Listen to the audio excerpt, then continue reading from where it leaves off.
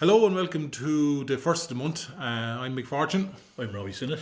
And today we're going to talk to you about Halloween and I suppose the origins of Halloween and Samhain, or whatever you want to call it, here in Ireland, and I'm paying particular attention to, I suppose, County Wexford, where both of us are from, and the kind of traditions that we kind of grew up with, I suppose, a source. Well, technically, be Iha Hauna, because that's Halloween, literally the evening of the Hallowed time. Yeah. So that's the Iha Hauna, but the month itself, November, is Samhain. Yeah. And actually, even just before we go to remind people, the 2 months previous to this were September and October, and in Irish there were Manfor and Derrafor. And Derrafor meant that Manfor was the middle harvest and Derrafor was the end of the harvest. So we're actually at the time of the year now where it's the end of the harvest and we're heading into the dark, into the winter. So we're heading, and it's exactly 6 months to when we had when we put up the May bushes and celebrated the Bealtanar, celebrated the coming of summer, really. So it's in May we celebrated the coming of summer with bonfires and May bushes and different things that we put up, and now we're actually I suppose not celebrating, but we're marking that turn in the year, really, aren't we, into the dark. And they're very much related because the whole May Queen thing. But also remember doing the harvest episode, we were talking about the cailleach, which is the sheaf which is put up, or the little bundles of wheat or corn that's put up around for instance, it's put up in the kitchen in some places, and that's more. The cailleach means witch in Irish, but the cailleach is the woman she was turning from the beautiful maiden of summer into the cailleach of winter. But the cailleach of winter is where it all begins. So that's the whole the paradox. Celts loved the paradox and the boundaries, but it was everything began with the old woman, and Brigid herself, which is involved in the 1st of February. She's very much, we were doing, go right back to the beginning of our first episode, and it's all related. It's all the one. It's just part of the cycle, except it begins with the old and goes to the young. The new year begins with the old, which is the beauty, and then it goes in halfway through, it becomes the young. Yeah, and we're going to this term. It's interesting. We now call it, there's a kind of general term, we call it Halloween night, whatever. But if you go anywhere, again, I give examples here from this part of Wexford. Vizard night, snap apple night, bob apple night, black man night. But one of the terms which survived out in these hills just in front of us here was called Colleagan night. And Colleagan night, the colleagues were basically where people in disguise would call around to your house at Halloween, but it also called it for harvest, and it also called different times of the year. But tonight in particular, around the Bunclody district, the Carlow side of the Bunclody, I've come across people call it Colleagan night. And Colleague comes again, as Robbie was saying, Colleague was the winter witch, wasn't it? It was, but remember the Isle of Man thing that we were both looking at recently, and they even had they were big into the witch thing, and they had a certain Ginny the Witch, certain rhyme about, and they when they'd be going around from house to house. So it's not coincidental that people associate Halloween with witches and all the rest of it, because it goes back to our old symbolism of the cailleach and the winter. In fact, in Irish legend, the cailleach beara is the Irish foundation myth, effectively. It's that the cailleach beara collects in her, the old hag of Beara collects in her apron all these stones and drops them all over the country where we get our mountains. But also you've got the foundation myth of the Milesians coming into Ireland, and you've got they meet three old hags, Banba, Futla and Eru. That's the three names for Ireland, and they're absolutely distraught. They're in a terrible way, and it's the job of the Amergin, the druid, to try to make them laugh. And as soon as they start laughing, they become young maids, and they become Ireland, and that was the sovereignty.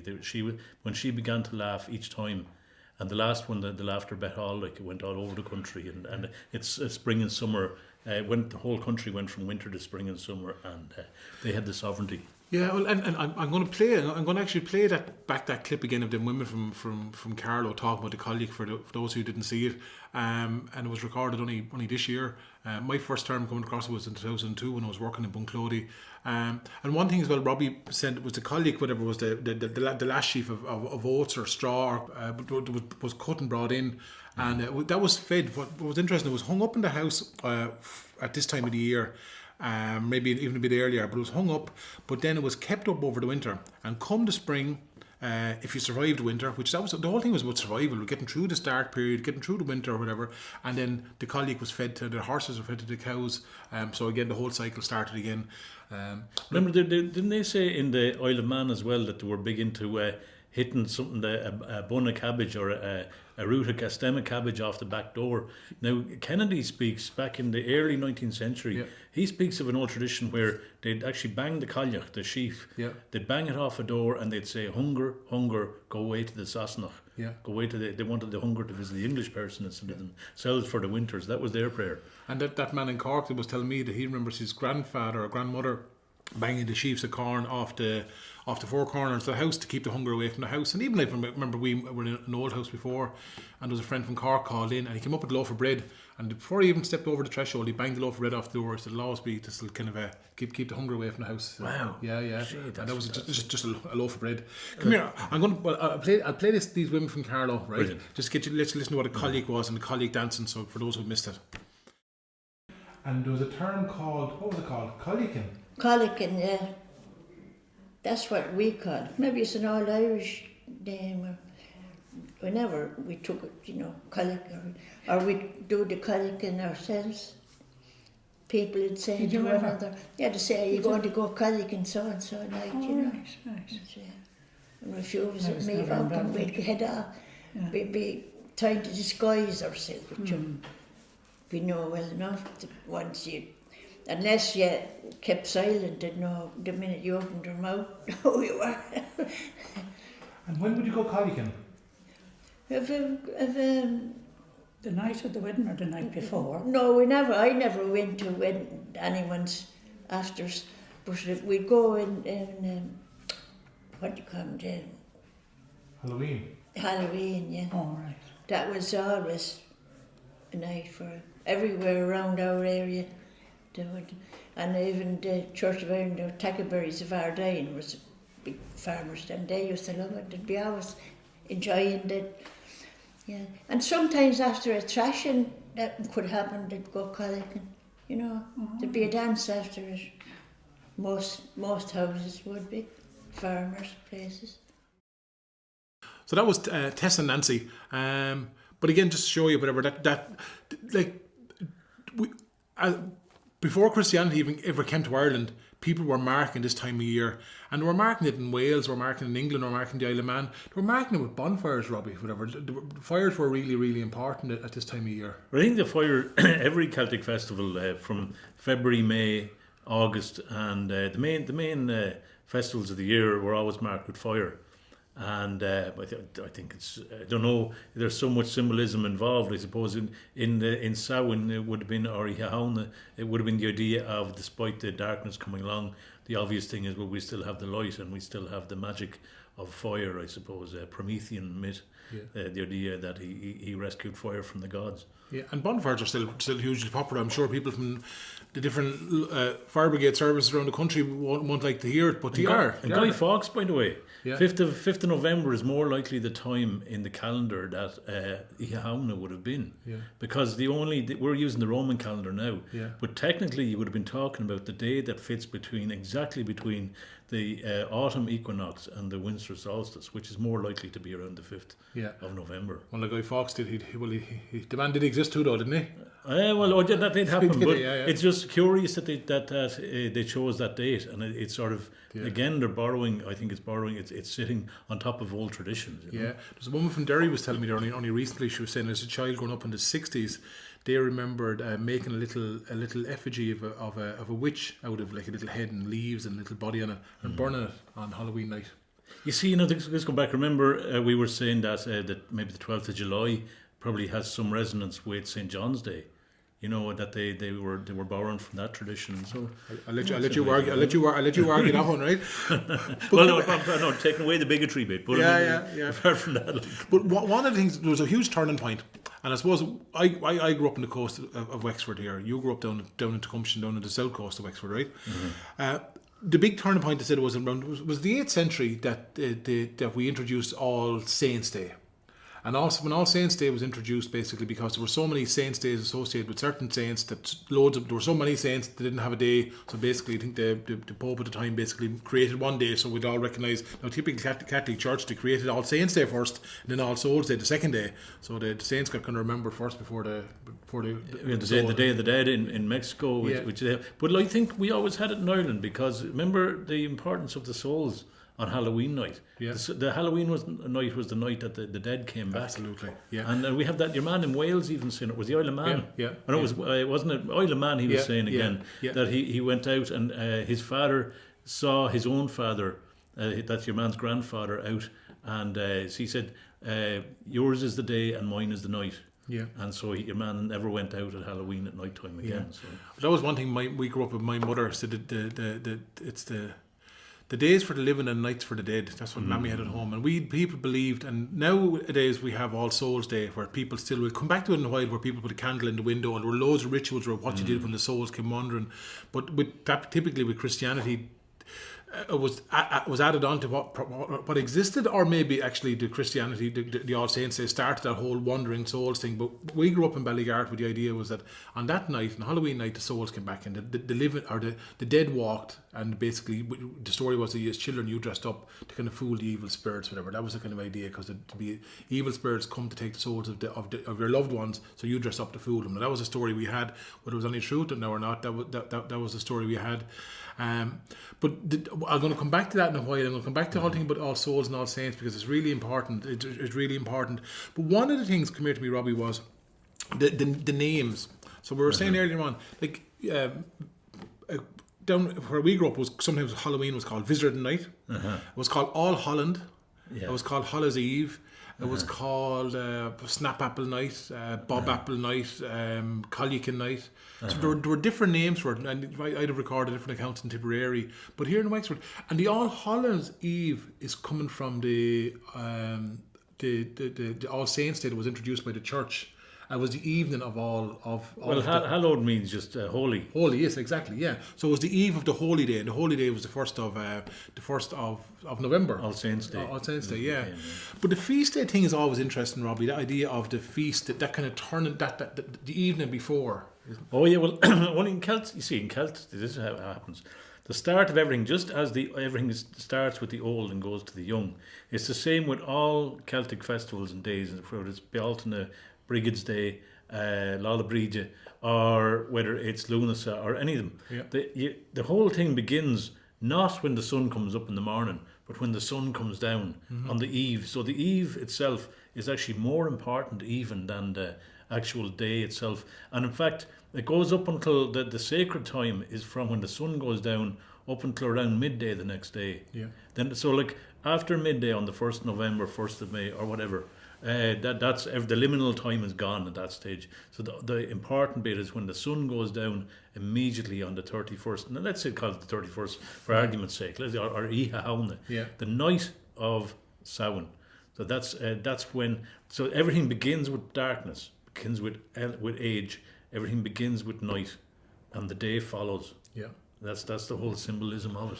And that feast thing is really interesting as well. Some people say it's the pre-Christian, pre-All Saints Day, the introduction, that basically it was almost like one of the things we all grew up with was there was feasting, and obviously you always had a feast on the eve of the main day. Even with Christmas Eve, in some parts of in Mayo in particular, they'll have a meal on Christmas Eve, and most European countries they'll have a meal. The 24th is more significant. Yeah, then the Christmas. But this is our New Year's. Effectively, the Iha Haun is our New Year's Eve. Yeah, that's the thing. As Robbie said, we must stress is that this is a start of our year, our new year. Not forget your first of January. This is a start of whatever people call it now the Celtic calendar now.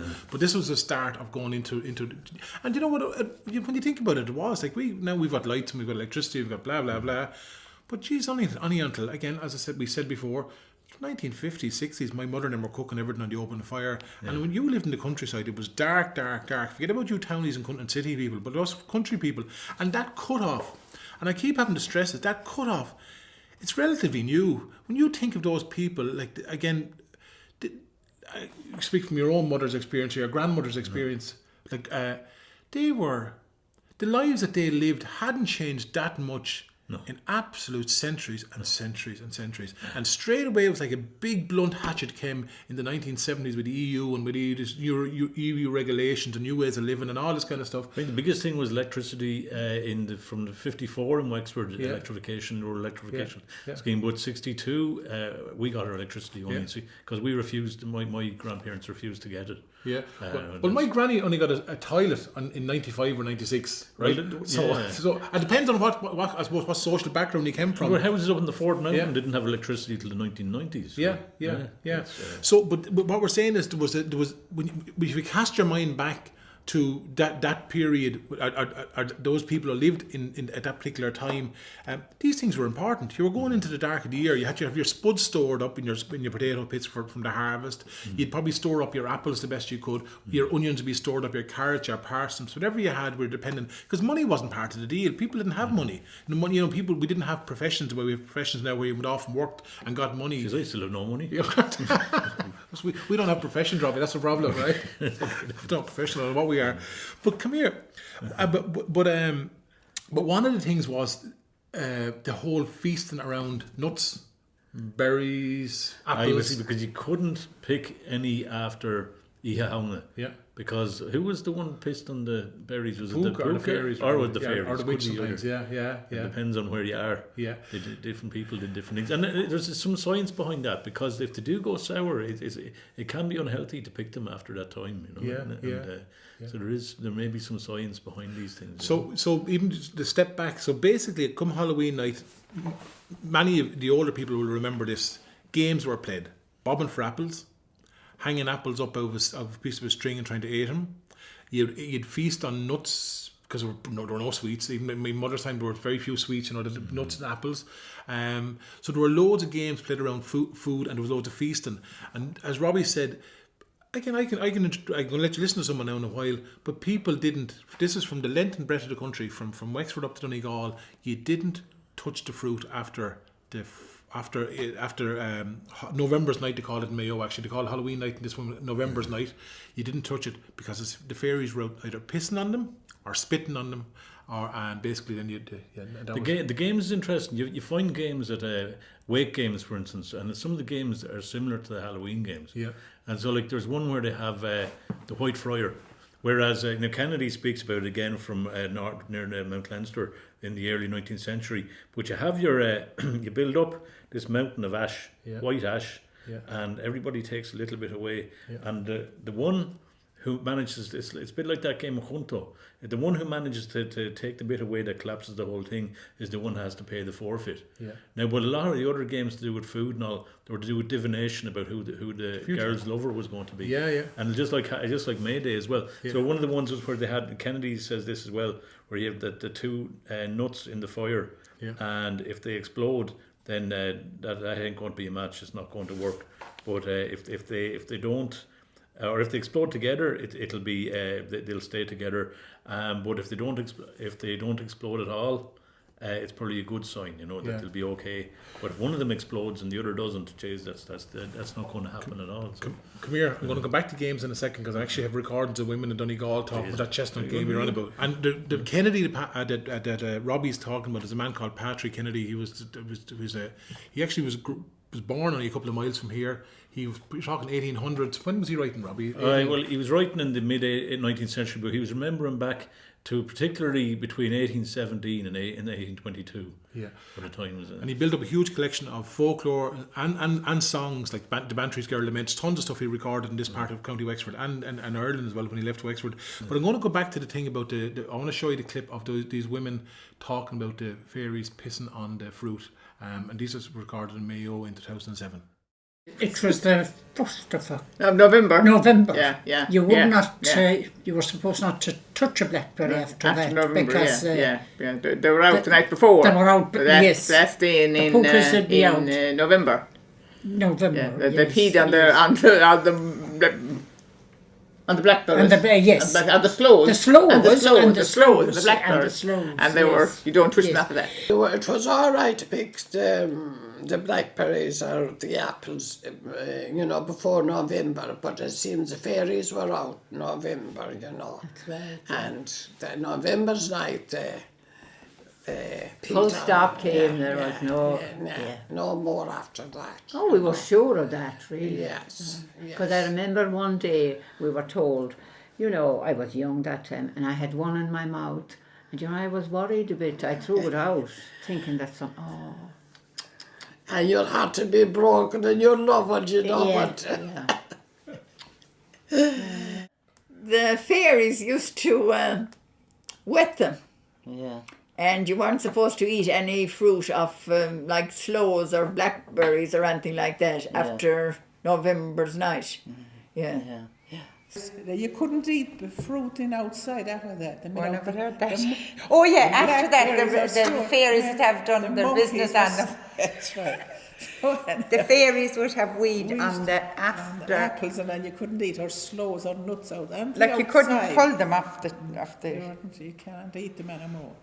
I know a fella, and no way would he eat after November's Day. Would he go near a blackberry? He wouldn't eat them. No, we would not eat them, no.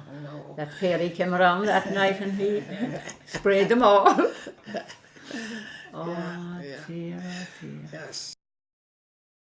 So there we have it there, Robbie. Don't eat any fruit until after. That Pooka is also fairly... I don't know if it ever happened to you, but you could be kidnapped by the Pooka. Yeah. And he'd take you away. Again, Kennedy talks about that. Yeah. And you take you away somewhere. Well, it's common. It's still common in many parts of Ireland folklore. But once the Pooka takes you, take you on a long ride. Yeah. And you have to hold on for dear life. And now if you can manage to stay on him, he'll leave you back not too far from where you started off. Yeah. But it was many. Kennedy describes it as an excuse for truants for lads who were late for school. Yeah, right. Some of them claimed that they were kidnapped by the Pooka, and he wasn't having any. So Well, I recorded a woman in Clonmel about 2-3 years ago, and she was saying that she remembers on Halloween night, so the Pooka would come around, and the Pooka would you'd actually put crosses over the door, I think it was, to stop the Pooka taking children, because Pooka take children. And she's on about some lovely clip where she says her grandmother sprinkles holy water on the Pooka and says, "Snotty nose, I'll drown you." Yes, snotty nose, I'll drown you. But you said there was something about snotty nose to me. There's an Wexford town expression. It was something like as miserable as the 7 snotty-nosed dwarves or something. So I think there's something about the snotty nose now. In Ireland, in Irish, I think it's smuishach. Means snotty, so I'll slide on smuishach. It was snotty cold. Smuishach, lovely. It's onomatopoeic. It sounds like what it is. Yeah. It's lovely. Smuggle is another one. Was it? Smuggle, it's not. Like smuggle your own is what the jellyfish is called. It means seal snot. Yeah, lovely. Smuggle your own. Lovely. This was the Pooka. This was a man. This was the devil, actually, supposed to be. And he went around the night before Halloween night, looking for children. And if the Pooka put a cross on you, he put it on your cot outside the door. And actually, your cot, apparently I must have been left outside our cot, but you put up a cottage there today, and it was the very same as the cottage I lived in. And this cross would be put on the door going in, and on the house going in, the way the Pooka wouldn't come in, like, they signed the cross. So anyway, he got in one night, and he went upstairs. Apparently, my grandfather used to tell this one. And he went up along the stairs. No one saw him at all.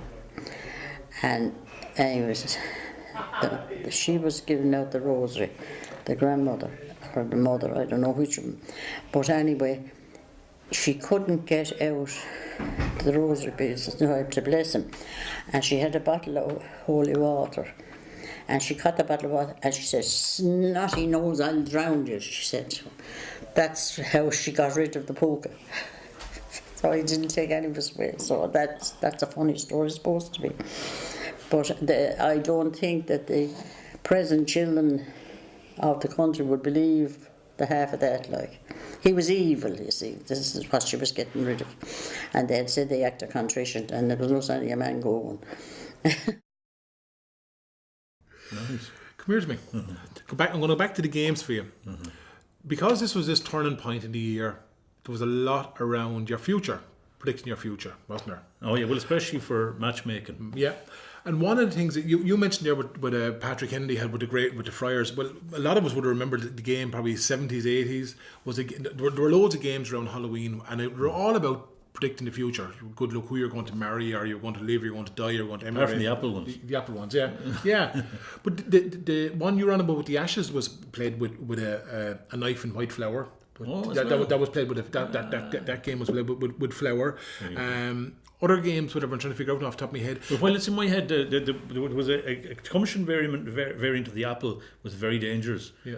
You wouldn't want to try it at home. What they do is they'd have a cross spinning from a string on the roof, or tied it to something on a height, and then they'd have a candle on each lighted on each side of one part of the cross, like so, 2 candles, and then 2 apples on the other.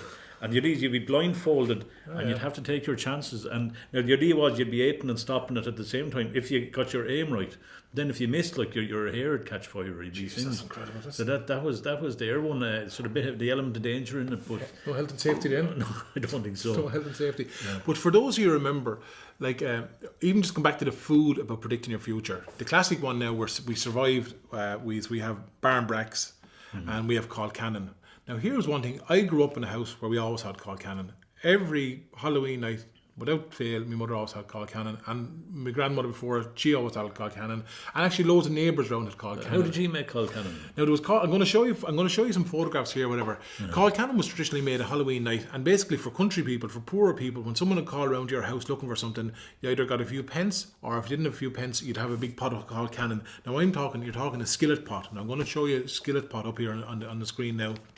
And a skillet pot, they came in different sizes depending on how much money you had to buy one, or what size your open fire was.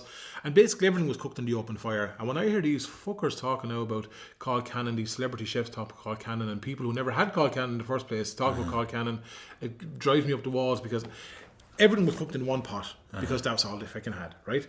And in this case, it was like in Wexford, it was always, and I did a post on Facebook last year because I was getting fierce cranky about it, and I put it up, and straight away the people actually who use Facebook, there's loads of people that are 60s and 70s using Facebook, country people, women who actually came back on this, the exact same. So there we had your PhD or research done there. Basically, when someone comes back to you, goes, I made it the exact same.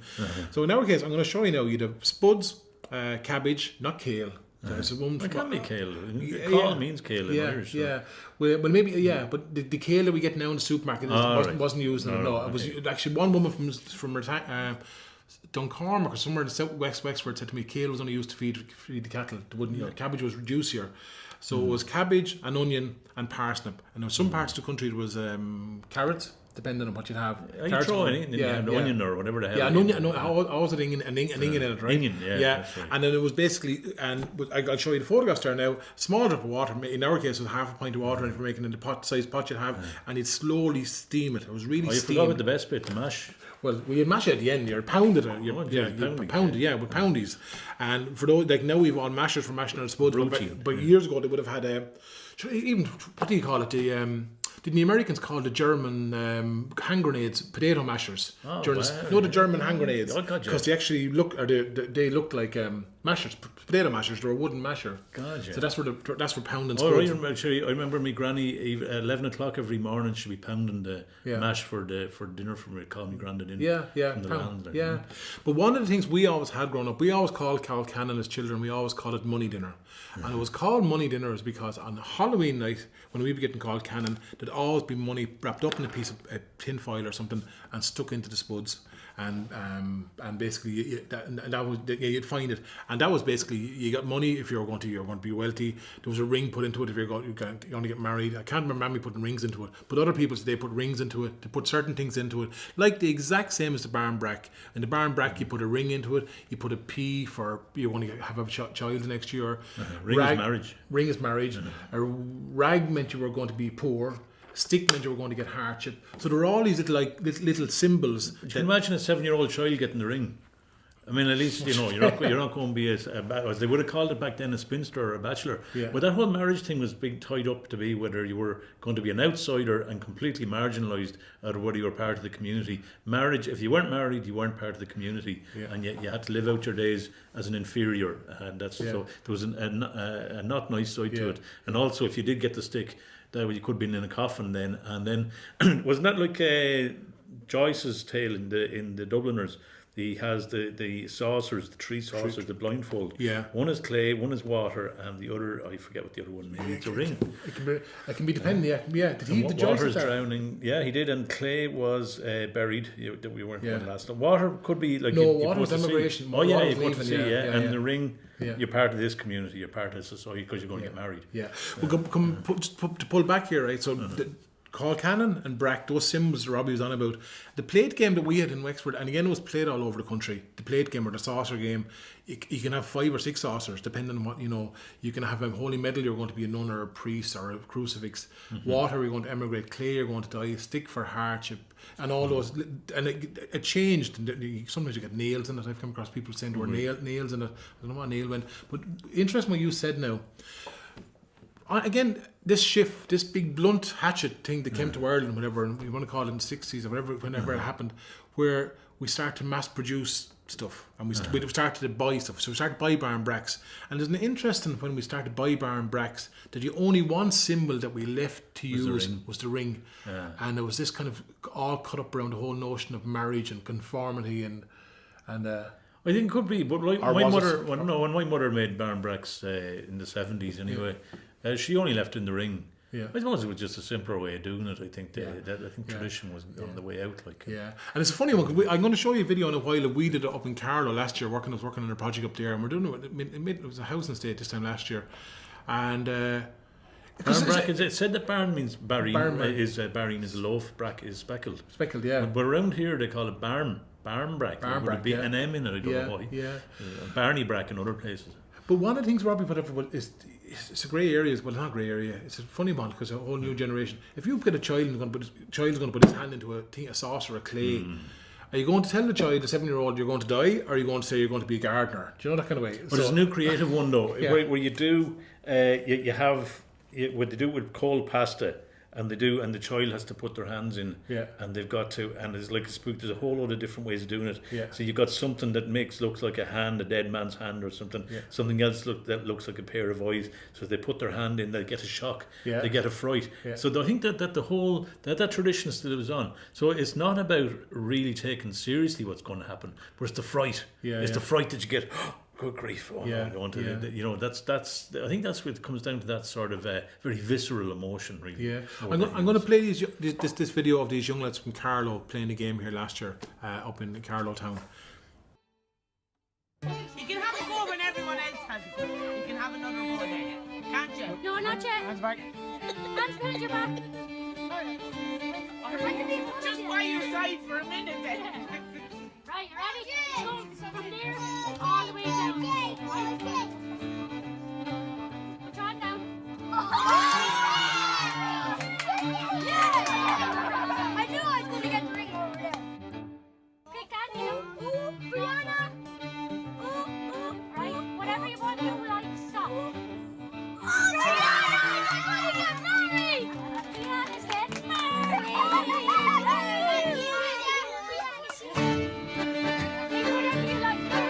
Like you go to a stranger.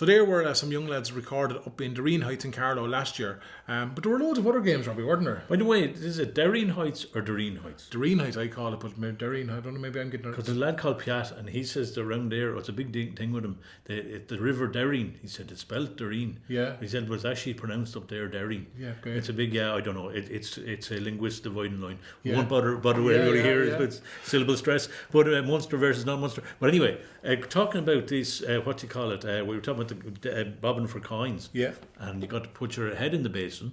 Yeah. And you got to, and I think it's again, money is a symbol. There was, I don't think they would have had much coins. Yeah. There might have been, if there were a shilling or two around the place, maybe that'd be there, or a penny, and you'd try it out.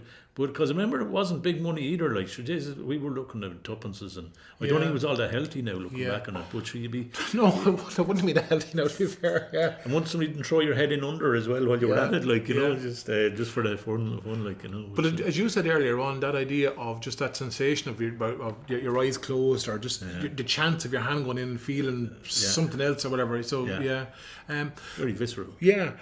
One of the things, there was a few things I've come across that kind of there's loads of similarities. That's the other thing we kind of stress here, is that I've been banging on about Halloween for about 20 years because I suppose a direct connection with it through my mother and my grandmother, right? That's the truth of it, right? But we should never. We're kind of, there's a national narrative out there that's it's an Irish tradition. Like it was Irish, but it was also found in the Isle of Man. It was found in Wales. It was found in Cornwall. It was found in parts of England. And it was found in Scotland, and Brittany and other parts of Europe as well. So we're not alone here. There's a kind of part of a wider European celebration this time of the year. But one of the things, like the Welsh stuff I was coming across, was like lovely things where you'd get your shoes. Again, this idea of looking into the future. Young girls would put their shoes in the shape of a T at the end of their bed. And then when they go to bed that night, then they'd go, I put my shoes in the shape of a T, hoping my true love for to see, not in apparel or array, but in an old clothes of his everyday. So there was loads of kind of, you'd find out who your lover was going to be, or divination. Divination, yeah. That's very, very much the Druids, very back to old Celtic. Yeah. They were big into divination, as the Romans were, I suppose. All the holy people. Yeah. The Druids massively so. Yeah. If their word was their bond, and if they said something was going to happen, it was going to happen. Yeah. And another one, like the Sown was another one I came across in Wales as well, was hemp seed. I saw her. So basically, come close to midnight, you'd walk around the church, and you'd throw hemp seed, and when you'd be throwing the hemp seed, you'd be saying, was it a hemp seed?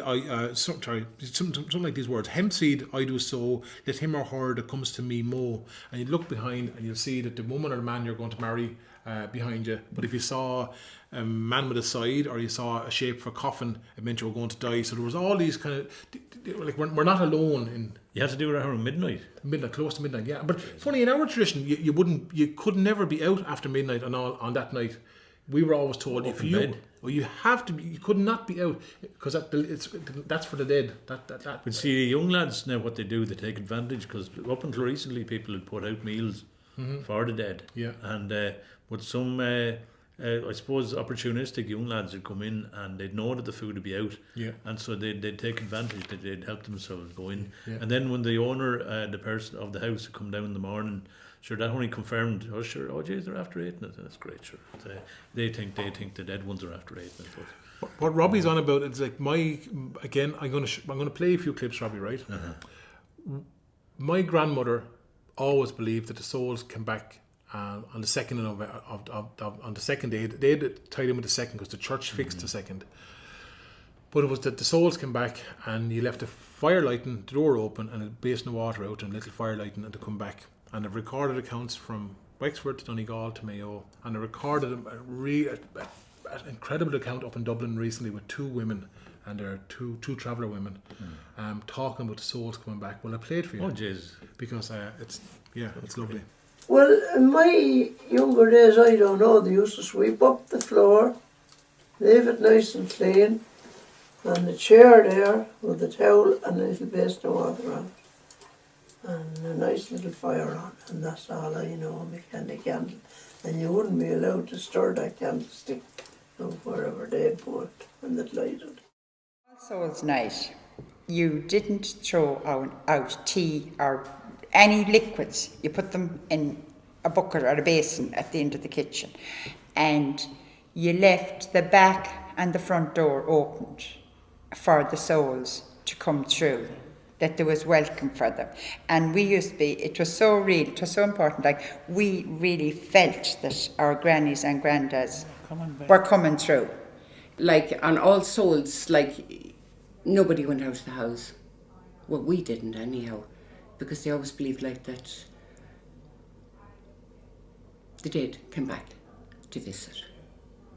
So All Souls night, and you did the visits. So you went to the Friary, or we used to Friary because it was the nearest to us, and you did an Our Father, Hail Mary and a Glory for each person of your family that was predeceased you. And then you did the round of the town afterwards, look in the windows. The windows be all dressed up for Holy Thursday night. And then you went home and you set the table for people that were dead belonging to you, and you left them out food. You let the place set, and you let them food, and you lit a candle, and you went to bed. And you presumed that they would come. Of course, someone was there again in the morning, nothing was gone. But you did it automatically, year in, year out. And that was the eve of. Is that the same as your story? Yeah. What did you do on All Souls Day? They said mass for anyone was gone before. The lads went to mass. I used to mass there and lit candles. Obviously, Mammy going up and lighting candles. You know, she lighted My dad used to buy candles. Yeah. A big long candle. I think it was only tuppence or something for the big long candle. And maybe get 6 or 7 of them. And Mammy was very careful for, like, a lot of children have been more now since that, but she used to have an old bucket and she'd fill it with sand and she'd light all the candles. That's for my Mammy and that's for my daddy, Lord of Mercy, and that's for such a fella died with such a thing last week. And light all the candles, every one of the candles. On All Souls Night? And All Souls Night. And they be in the front of the tent, we'd be in the tent, but they be say as far as that thing away. And you'd see them all lighting, all the candles lighting, and it was real pitch dark, there be no electric lights or anything. Yeah. And be real peaceful, and them candles would burn the next morning down into the sand. Those sand that used to get, and they'd burn down into the sand. Or you stick them in a potato, make a hole in the potato, and you stick the candle down the potato. But the potatoes around the edge of the fire, and they had candles all around it, and they'd all burn out. Pray then before you go to bed, and pray when you get up in the morning. Also, it's now like people, when we go to mass, like if you candles or whatever, but we wouldn't. We'd have to go to bed, and my daddy'd light the candles, and he'd say, "Okay, go in now and let him go around wherever he wants to go." My daddy, Mammy be going around now, and my brother this, my brother that, and my sister this. But we'd be laughing about that, David. You know, where are they? So I don't see anybody there. Where are they? What's wrong with you? I'm telling you now, daughter, give me a chance. I'm walking around tonight. Mammy's walking around, my daddy's walking around. And you won't know, when your daddy Mammy's gone, you'll know your daddy Mammy All Souls Night, you're not to be out around the place. And always have that in your head, never go around the place. That was the rule. You never go around the place All Souls Night. You made out You've usually done that as well, yeah. I couldn't peg Ann out. Or for Ann out. If you only had a bit of bread, you weren't out for it outside. When you ate maybe the crust be left, and you want out bed to the dog, you weren't out for that bread. Put it on the table there till in the morning, on top of the box there till the morning. No business pegging out, all we can is pegging out old people walking up and down. Because you'd be afraid you'd hit the souls. Afraid to hit the souls. My mother had the one of throwing out the water. She wouldn't throw water out, said you. No, my dad wouldn't throw anything out, Lamerson. Nothing. He wouldn't let the house out.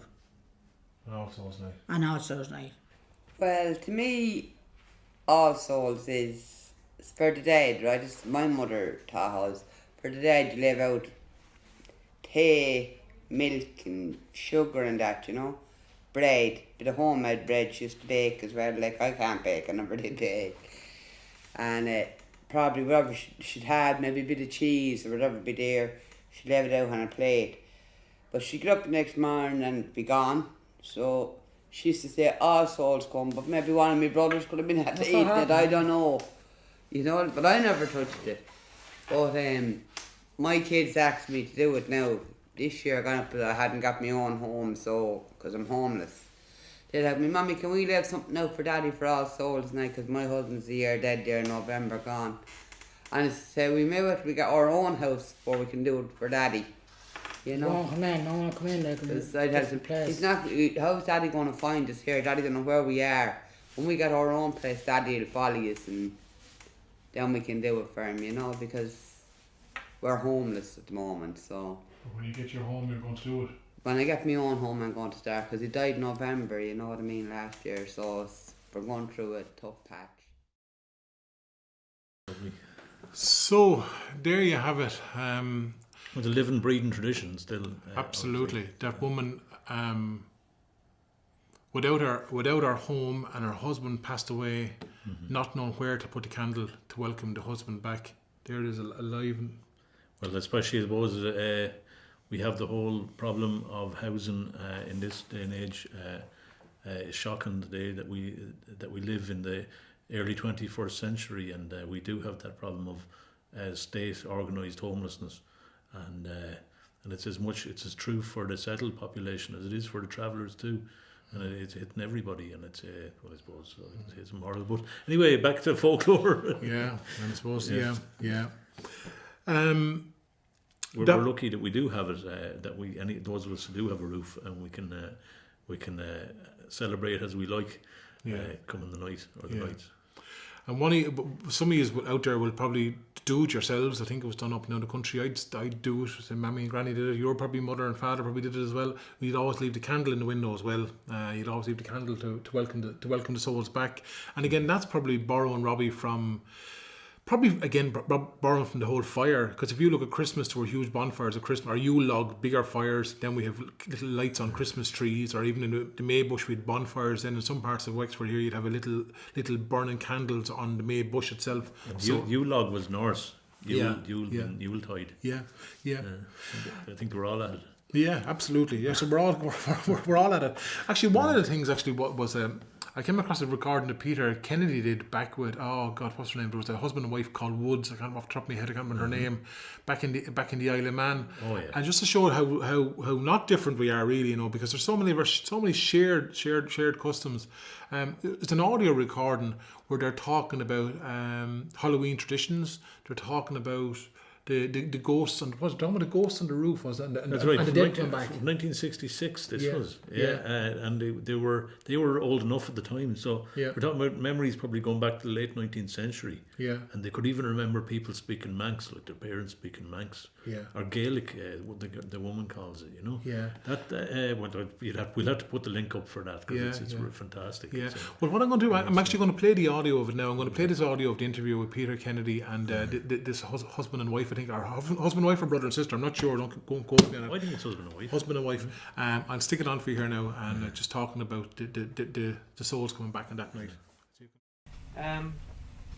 You were saying previously that the Halloween custom has changed.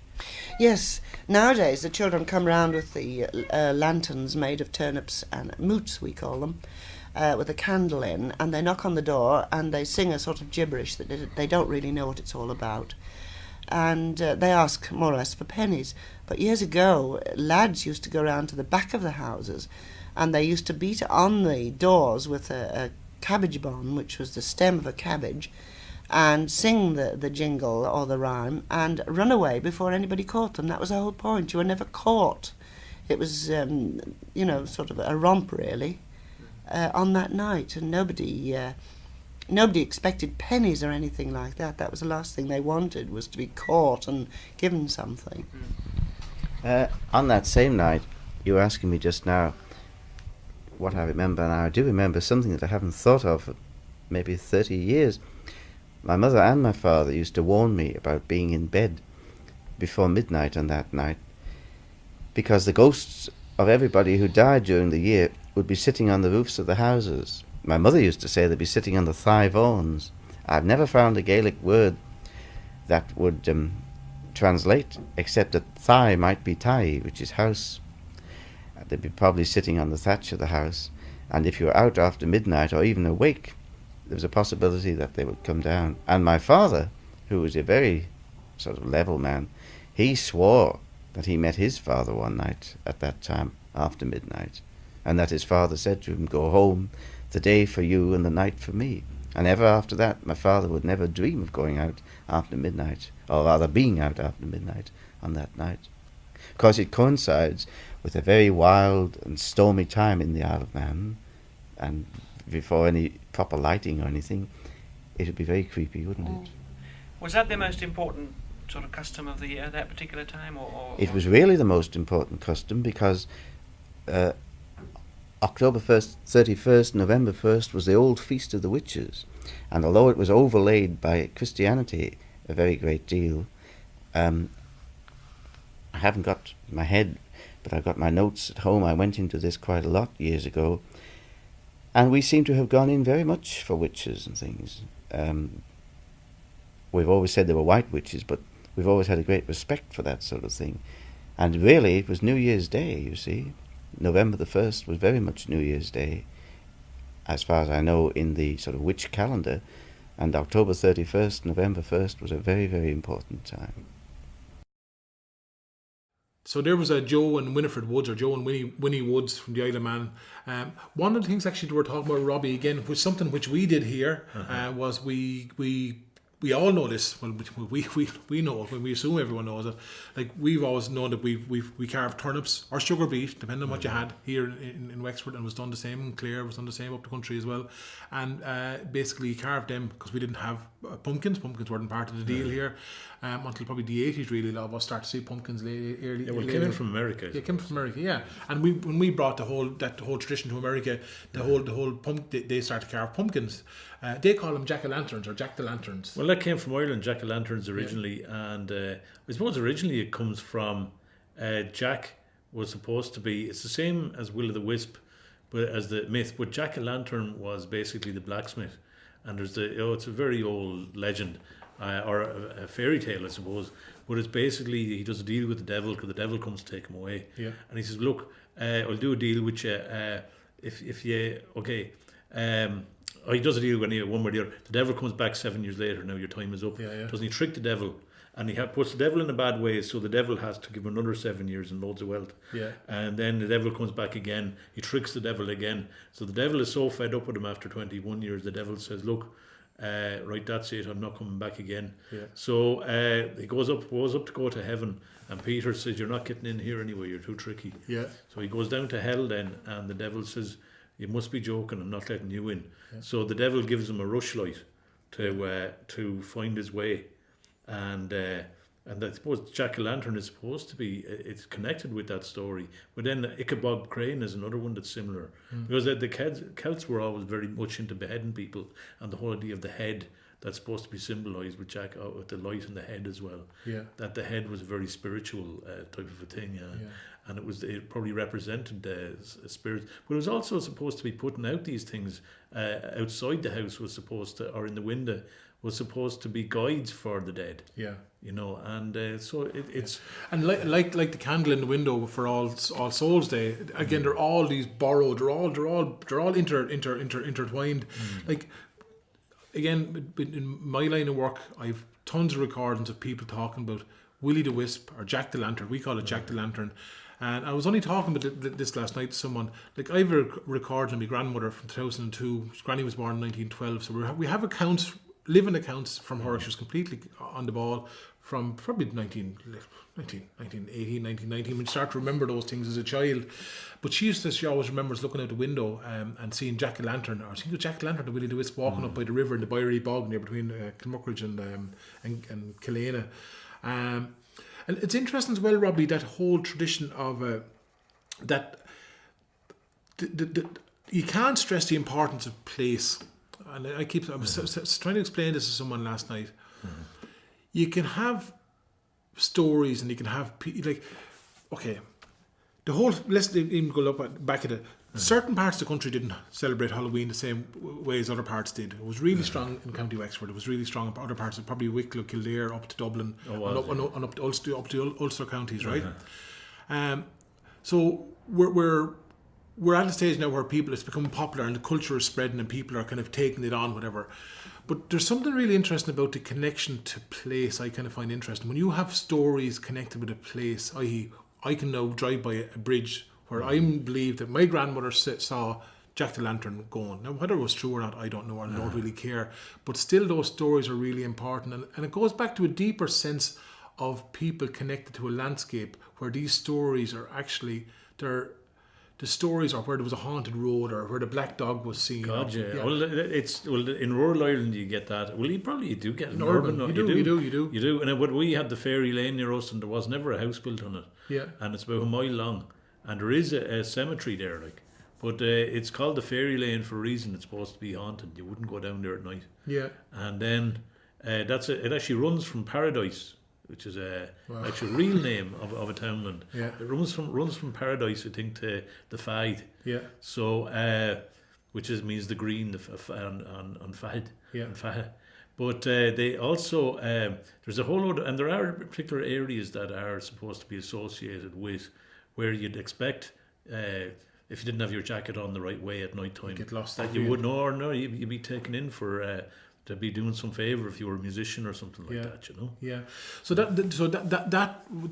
I can't underestimate the strength in people connecting to the places in which they live, whether you're in County Donegal or whether you're in Leitrim or Roscommon or whether you're in Wexford, those connections to the stories. So we can all go online now and find stories. We can all go online now and read books, or we can all go online and look at films about, and it's all this great knowledge in your head, but there's still something magic about placing that knowledge in a place. And when you're standing in a place, whether you're singing a song that was written about a fishing disaster that took place there 150 years ago, or where lads were shot, or where there was something buried, there's a different magic, and there's a different magic happens when you've got a pile of neighbours or a pile of people, don't even have to be all neighbours, standing there hearing that account in that place. There's something else happens, and it's not tied in with cultural tourism or bed nights or the bold falsification of Ireland. It's tied in with just people connecting with place. Yeah, well, what's happening is that people are now commodities, so they're not supposed to. Rural Ireland isn't sustainable, so everybody's supposed to leave once they're 20 years of age. They leave their secondary school,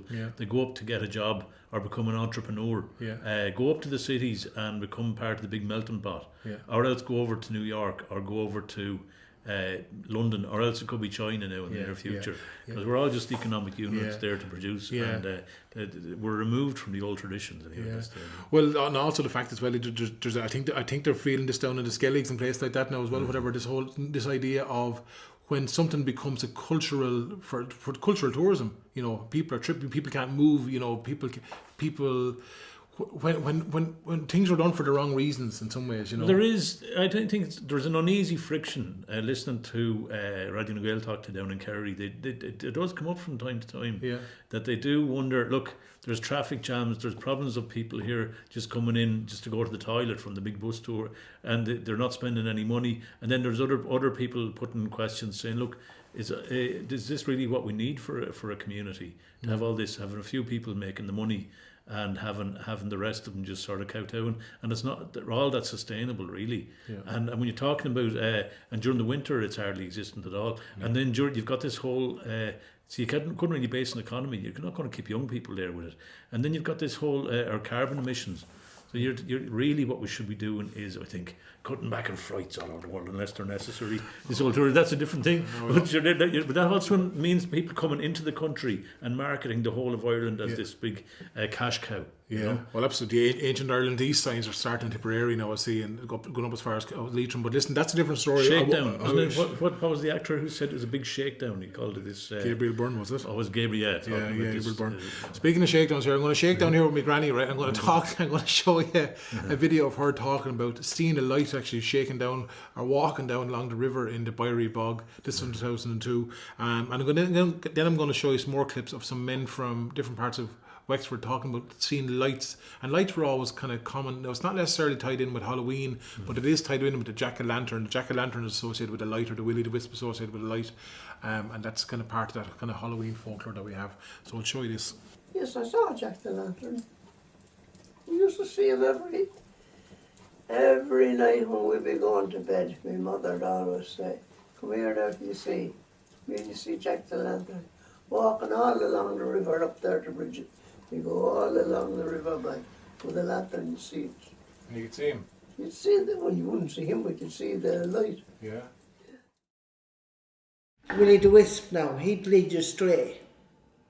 He'd come in the form of a light, and you're following the light. Now that time there was no lights or anything along the road, everything was completely pitch dark.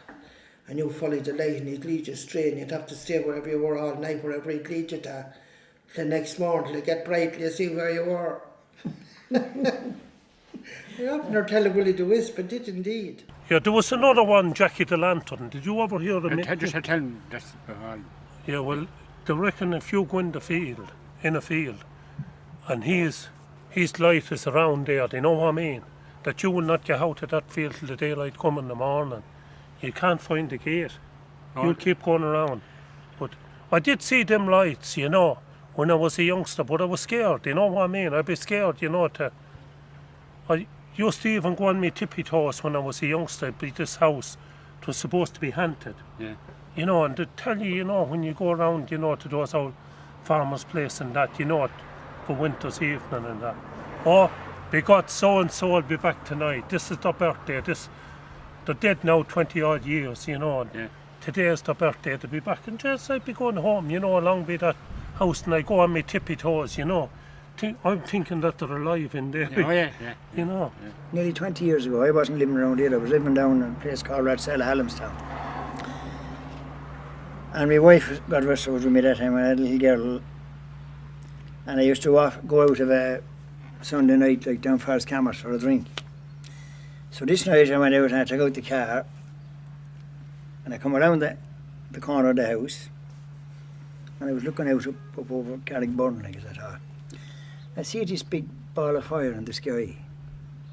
And it was real low, and I said, watching it. And I said, watching it, for surely I did, oh God, I did for a good 10 minutes. And it was moving on, and it was as big as a balloon now, maybe. But it moved away off, way out over Cammers, on out that way. And which is, I thought, wherever I went, I thought it went down. So I put no more pass on it, but I didn't tell my wife on it because she might be nervous and maybe I mightn't get to go for the drink. But about 2 months after, or it could be 3 months, I was going out one night and my wife's cousin was in. I had proof of it this time, you see. I went out and I looked and I seen it was coming the very same way. And I called them all out.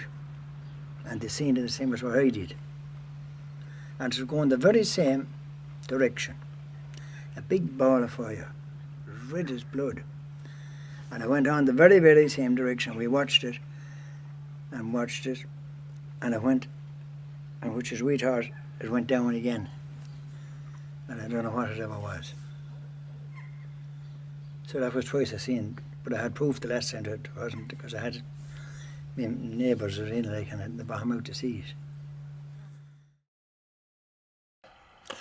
Where was that last lad from? That man, I recorded in Raheen in about 2005 or 6. I think he was South Kilkenny, Wexford border. Accent is gorgeous, isn't it? Amazing. Oh, God, lovely accent. One of the last Irish-speaking places, Glenmore, County Kilkenny.